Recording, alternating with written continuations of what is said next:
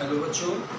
बच्चों, अध्याय त्रिभुज में समरूपता, सर्वांग क्षमता और उनमें आपस में कोरिलेशन आपने देखा। पिछले वीडियो में हम लोगों ने बेसिक प्रोपोर्शनलिटी थ्योरम यानी आधारभूत अनुपातिकता का प्रमेय देखा। बच्चों, आज उसी के आगे हम बढ़ेंगे कि अगर बेसिक प्रोपोर्शनलिटी थ्योरम को लेकर हम आगे बढ़ें तो कौन कौन से हमें नए निष्कर्ष प्राप्त होते हैं। जैसे आपको बताया गया, त्रिभुज ABC में अगर BC के समानांतर मैंने DE खींचा था तो जो AD और BD का जो अनुपात था बच्चों, वो AE और EC के अनुपात के है ना। यानी अगर ये दोनों पैरेलल दे दिया जाए, इसकी लंबाई दे दी जाए, इसकी लंबाई दे दी जाए, इसकी दे दी जाए और एक अज्ञात कर दिया जाए कोई चारों में से, तो बड़ी सरलता से हम इस प्रमेय का प्रयोग करके उस अज्ञात राशि को ज्ञात करेंगे। बच्चों, अगर हम दोनों पक्षों में एक जोड़ दें तो जरा देखें क्या निष्कर्ष प्राप्त होगा। AD by BD is equal to, जरा देखिए दोनों पक्षों में मैंने क्या किया, एक जोड़। आप एक जोड़ने के लिए आप देखिए परिमेय संख्याओं को कैसे जोड़ते हैं। BD और एक का लघुत्तम बच्चों हो गया BD, और आपको जो मिला अंश में वो AD plus BD is equal to EC, और एक का लघुत्तम हो गया EC, ये हो गया AE प्लस EC। जब देखिए क्या मिलता है आपको, AD और BD जोड़ते हैं तो बच्चों मिलेगा आपको AB divided by BD is equal to AE और EC जोड़ते हैं तो AC मिलता है, AC डिवाइडेड बाई EC, है ना। यानी एक गुणधर्म आपको और प्राप्त हुआ BPT के द्वारा कि अगर ये दोनों पैरेलल हैं तो इसका AB और BD का अनुपात, AB और BD का अनुपात AC और EC के अनुपात के भी बराबर। ठीक है ना बच्चों, इसी क्रम को और आगे बढ़ाते हैं। चूँकि AD by BD is equal to AE by EC था, सो पक्का है व्युत्क्रमानुपात से BD by AD is equal to क्या हो जाएगा, EC बाई AE हो जाएगा। और फिर से अगर हम दोनों पक्षों में एक जोड़ दें तो BD by AD plus 1 is equal to EC by AE plus 1। आप क्या करेंगे, AD और एक का लघुत्तम ले लें, AD हो गया, ये हो गया BD प्लस AD, और बिल्कुल इसी प्रकार AE और एक का लघुत्तम AE हो गया EC प्लस A, है ना।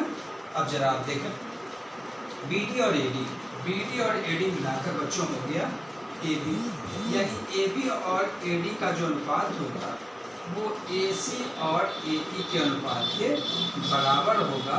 तो एक गुणधर्म आपको और मिला, यानी इस BPT के द्वारा यानी थेल्स प्रमेय के द्वारा हम लोगों ने दो अन्य गुणधर्म भी प्राप्त किए। अर्थात किसी त्रिभुज में अगर BC और DE पैरेलल है तो इसका अनुपात इसके अनुपात के बराबर होगा। दूसरा गुणधर्म लगाएंगे, AB और BD का अनुपात AC और EC के अनुपात के बराबर होगा। तीसरा गुणधर्म लगाएंगे, AB और AD का अनुपात AC और AE के अनुपात के बराबर।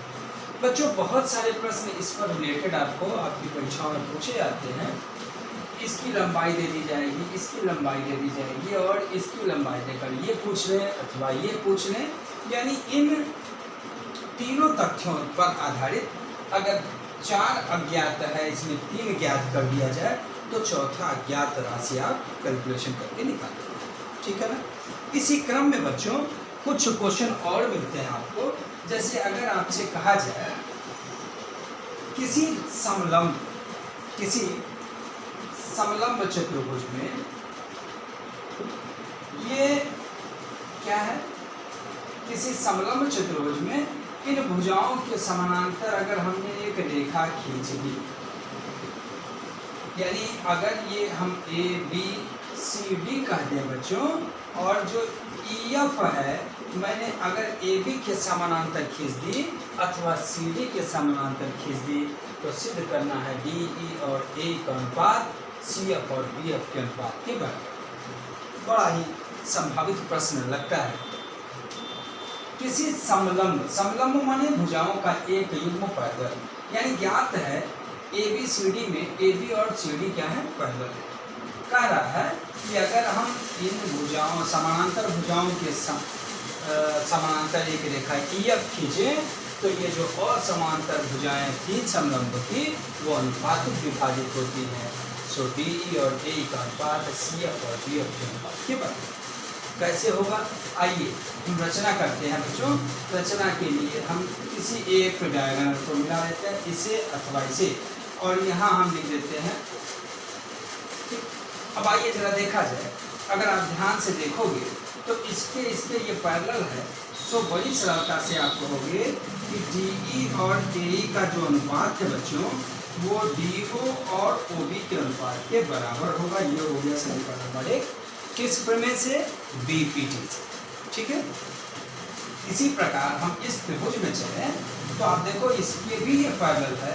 सो इसका अनुपात इसके अनुपात के बराबर होगा, यानी CF और BF का जो अनुपात होगा बच्चों वो DO और OB के अनुपात के बराबर होगा। ये हो गया समीकरण number 2।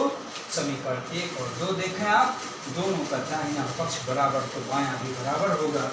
So DE divided by AE is equal to CF divided by B, है ना बच्चों। मुझे लगता है आपने समझ लिया होगा। अगर इसको हम क्रम से लिखें तो क्या लिखेंगे, ज्ञात है ABCD एक समलंब है जिसमें AB समानांतर CD, और क्या ज्ञात है, इन दोनों के समानांतर एक रेखा EF खींचा गया है। सिद्ध करना है कि जो EF है वो असमांतर भुजाओं को अनुपातिक विभाजित करेगा, अर्थात DE और AE का अनुपात है CF और BF के अनुपात के बराबर, ठीक है। रचना में हमने क्या किया, एक डायगोनल हमने BD को मिला दिया जो EF को O पर प्रतिच्छेदित करता है। अब उपपत्ति की बारी आई बच्चों, हमने इस त्रिभुज की बात की और कहा चूंकि ये और ये पैरेलल है रचना से, सो BPT या थेल्स प्रमेय कहता है इसका अनुपात इसके अनुपात के बराबर होगा। ये था थेल्स। बिल्कुल इसी प्रकार हम इस त्रिभुज में आए और इसके समानांतर ये भी है रचना से, सो इसका अनुपात इसके अनुपात के बराबर होगा। समीकरण 1 और 2 देखा हमने, दोनों का दायां पक्ष बराबर तो बायां भी बराबर होगा। इस प्रकार एक और महत्वपूर्ण गुणधर्म आपको देखने को मिला। बच्चों इसी प्रकार और प्रश्नों को आप लगाने का प्रयास करिएगा। शेष हम अगले वीडियो में साथ। Thank you.